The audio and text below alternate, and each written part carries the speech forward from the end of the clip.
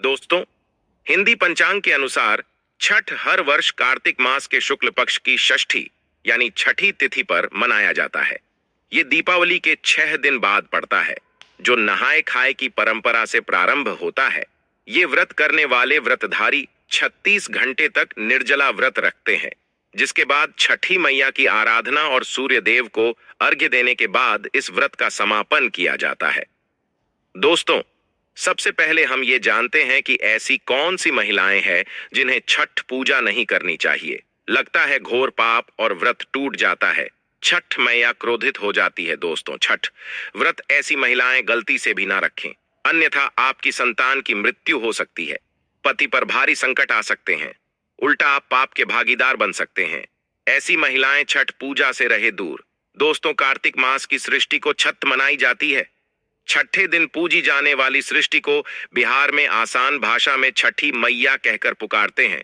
यह त्योहार अपितु महाराष्ट्र, झारखंड, उत्तर प्रदेश तथा पश्चिम बंगाल में भी मनाया जाता है। झारखंड, उत्तर प्रदेश तथा पश्चिम बंगाल में भी मनाया जाता है। मान्यता है कि छठ पूजी जाने वाली ये माता सूर्य भगवान की बहन है, इसीलिए लोग सूर्य को अर्घ्य देकर छठ मैया को प्रसन्न करते हैं। वहीं पुराणों में मां दुर्गा के छठे रूप कात्यायनी देवी को भी छठ माता का ही रूप समझा जाता है। छठ मैया को संतान देने वाली माता के नाम से भी जाना जाता है। मान्यता है कि ये पर्व संतान के लिए मनाया जाता है। खासकर वो जोड़े जिन्हें संतान की प्राप्ति नहीं हुई है, तो वो छठ का व्रत रखते हैं। वही सभी अपने बच्चों की सुख शांति के लिए मनाते हैं। परंतु क्या आप जानते हैं, कुछ ऐसी महिलाएं भी हैं जिन्हें छठ पूजा का व्रत गलती से भी नहीं रखना चाहिए। ये सबसे बड़ा घोर पाप समझा जाता है। महिलाएं ऐसी गलती कभी ना करें, तो चलिए जानते हैं। देखिए, सबसे पहले अपनी राशि कमेंट बॉक्स में जरूर डाल दीजिएगा। अगर आपकी राशि के अनुसार हमारे पास कोई उपाय होगा, तो वह आकर हम आपके कमेंट के रिप्लाई में बता देंगे। और हाँ, एक लाइक जरूर करें। जय हो छठी मैया की। दोस्तों, शास्त्रों के अनुसार जो लोग अधूरी शादी करते हैं, वो शास्त्र का अपमान करते हैं। अधूरी शादी जैसे कि कोर्ट मैरिज और शादी के बिना ही संतान की उत्पत्ति कर देना सबसे बड़ा पाप है। ऐसे में छठ पूजा का व्रत ऐसे लोगों को अपनी संतान के लिए कभी नहीं रखना चाहिए, क्योंकि आपने हिंदू रीति रिवाजों के अनुसार 7 फेरे नहीं लिए हैं। और वहीं बिन शादी के जब ऐसे लोग साथ में रहते हैं, तो समाज में ऐसा रिश्ता कलंकित होता है। दोस्तों, बहुत से लोग ऐसे हैं जो भाग कर शादी करते और परिवार को दुखी कर देते हैं, माता पिता को समाज में कलंकित कर देते हैं, माता पिता को रुलाते हैं, परिवार को रुलाते हैं, समाज को बदनाम करते हैं। ऐसे लोग पूरे जन जीवन समस्त संसार के लिए श्रापित हैं। देखिए, परिवार को रुलाकर हमेशा रिश्ते अनर्थ ही होते हैं, रिश्ते जुड़ते नहीं हैं। इसीलिए जो लोग भाग कर शादी करते हैं और कोर्ट मैरिज कर लेते हैं, 7 फेरे नहीं लेते हैं, हिंदू रीति रिवाज के साथ शादी नहीं करते, विवाह नहीं करते, तो के लिए यह व्रत उचित नहीं है।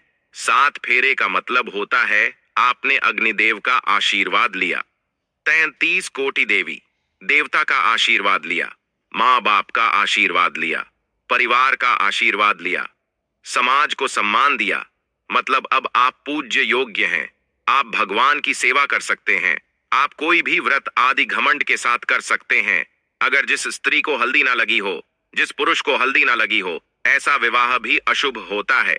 शादी में हल्दी जरूर आना चाहिए, तभी ही आप व्रत आदि रख सकते हैं, पूजा पाठ कर सकते हैं, किसी भी मांगलिक कार्य में आप शामिल हो सकते हैं। इसीलिए ऐसी स्त्री किसी भी धार्मिक कार्य में तभी सफल शामिल हो सकती है जब वो अग्नि के 7 फेरे ले लें। ऐसी शादी को ही शास्त्रों में सर्वश्रेष्ठ समझा जाता है। ऐसे में अगर आपकी अधूरी शादी है, तो आप छठ पूजा कभी ना करें। आपके ऐसा करने से छठी मैया का अपमान समझा जाएगा और आपको पाप लग सकता है। दोस्तों, शास्त्रों के अनुसार इस व्रत को सच्चे मन से रखना चाहिए। अगर कोई महिला शौक में यानी बेमन से इस व्रत को रखती है, तो उसके पति या संत मृत्यु या उन पर कष्ट आ सकते हैं। सच्ची श्रद्धा के साथ छठ पूजा का व्रत रखना चाहिए।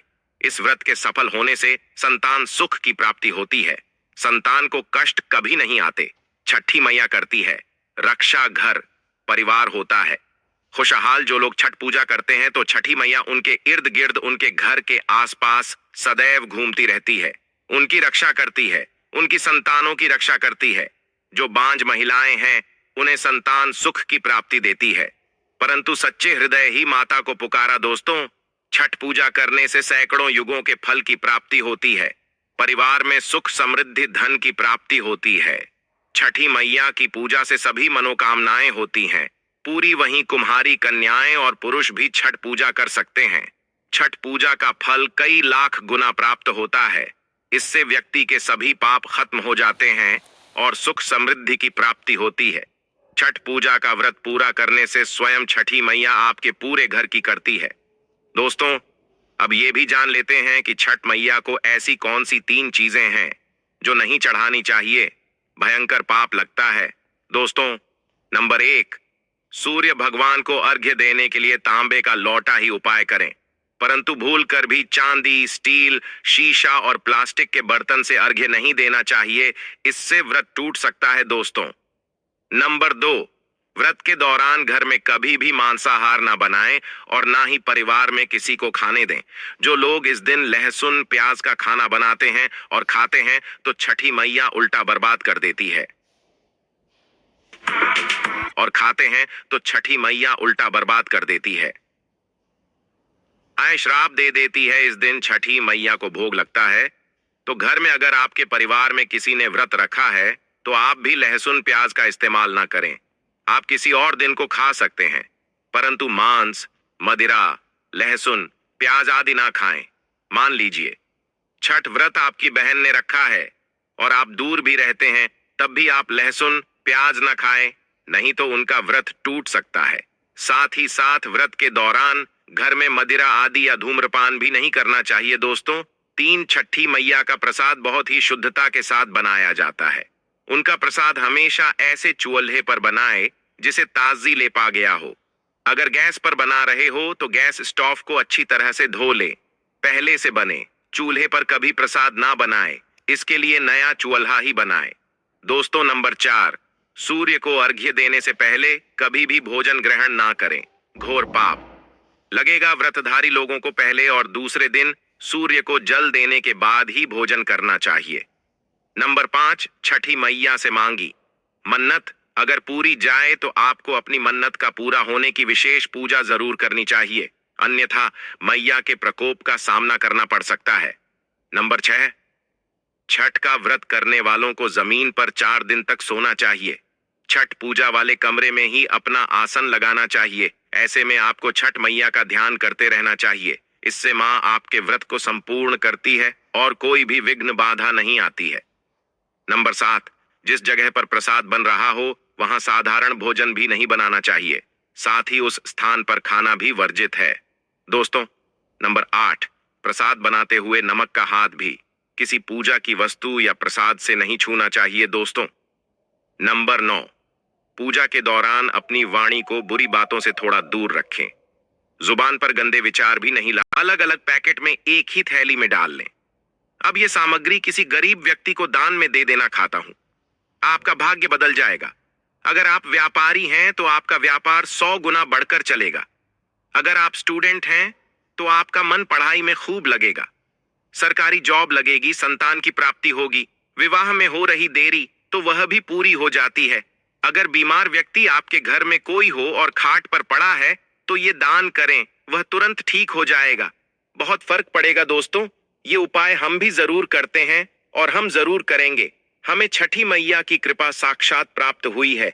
यह उपाय सैकड़ों साल से हमारे बुजुर्ग करते चले आ रहे हैं और यह उपाय मैं जरूर करता हूं। आप यह कार्य पूर्णिमा, अमावस्या पर भी कर सकते हैं। दोस्तों, आप में से कौन कौन छठी मैया का आशीर्वाद पाना चाहता है तो सच्चे दिल से कमेंट बॉक्स में लिखें, जय हो छठी मैया की। छठ मैया के लिए एक लाइक तो बन